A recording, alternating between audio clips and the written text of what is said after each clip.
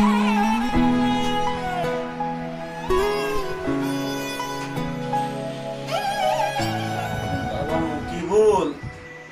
হল আব্বাজান?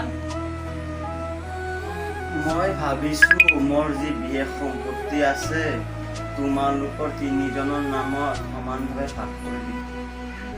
আপনি যি ভাল বুঝে আব্বাজান আপনি সিয়ে কৰক। তেতিয়া হলে তুমি কালি উকিলক মাতি পঠিয়াবা, তিনিজনৰ নামত সমানভাৱে লিখি দি যা। তিনিজন মানে? কিয় তোমালোকে দুই ভাই, তোমাৰ ভণ্টি নাজমাক লৈ আপোনাৰ ভাবিব নালাগে দেউতা, আমাৰ এটাই ভণ্টি, আমিয়ে চাই ল'ম। মা নাজিমা, তোৰ কিবা আপত্তি আছে মা? নাই দেউতা, কোনো আপত্তি নাই, আপুনি সুস্থ থাকিলেই হ'ব।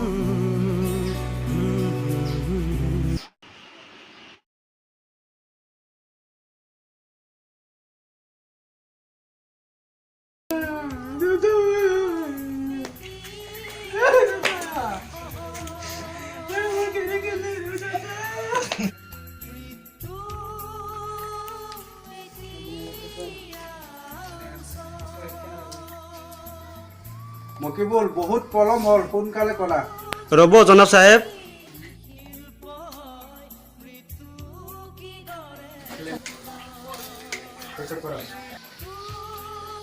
জনাব চাহেব, মই এই এনে মৃত্যুবৰণ কৰা মানুহজনৰ তাত মই 5 লাখ টকা পাওঁ, এই টকা কোনে দিব? হয় নেকি? ঠিক আছে, তেতিয়াহ'লে মোৰ ডাঙৰ ল'ৰা আছে, সুধি চাম কি হয়। আমাৰ দেউতা কোনোদিন মৰাৰ আগত কৈ যোৱা নাই, মোকোতো কোৱা নাই।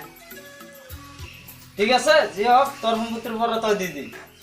নহয় মই সম্পত্তিৰ পাই নহয় নহয় নহয় মই দিব নোৱাৰো, শুনিবলৈ নাহে। যিয়ে হওক দেউতাতে ক'বলৈ নাহে, আমি পইচাটো ব'লা আমি কৈ দিওঁ 5 লাখ টকা দিব নোৱাৰো, ডাইৰেক্টলি কৈ দিওঁ। মৰাৰ আগত দেউতাই আমাৰ এনেকৈ কোনো কথা কোৱা নাই, আমি সেইকাৰণে আমি পইচাটো দিব নোৱাৰো। এই টকা নাপালে মই জানাজাত দিবলৈ নেদিওঁ। এই ঋণ আদায় নকৰিলে মই জানাজা দিব নোৱাৰোঁ। ইমান চাহেব, ইয়াতে অলপ ধনৰ অলংকাৰ আছে, এইখিনি বেচিলে অলপমান টকা পাব, আৰু এইখিনি যদি ঋণ পৰিশোধ নহয় তেতিয়াহ'লে তেখেতৰ ঘৰত গোটেই জীৱন কাম কৰি মই ঋণ পৰিশোধ কৰিম। ইমান চাহেব, মই তেখেতৰ তাত 5 লাখ টকা নাপাওঁ, বৰঞ্চ তেখেতে মোৰ তাত 5 লাখ টকা পায়।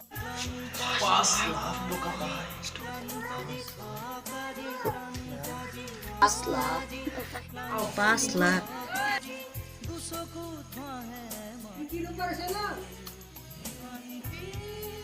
ইমান চাহেব, মই এই টকাৰ মূল হকদাৰক বিচাৰিছিলো, এই মূল হকদাৰক বিচাৰি পালো। মা, মই তোমাৰ ওপৰত বহুত আনন্দিত। আল্লাহ তাআলা তোমাৰ দেউতাক জান্নাত। আমাৰ এই চেনেলটো সাবস্ক্ৰাইব কৰক, নতুন নতুন ভিডিঅ' চাবলৈ বেল আইকনত ক্লিক কৰক।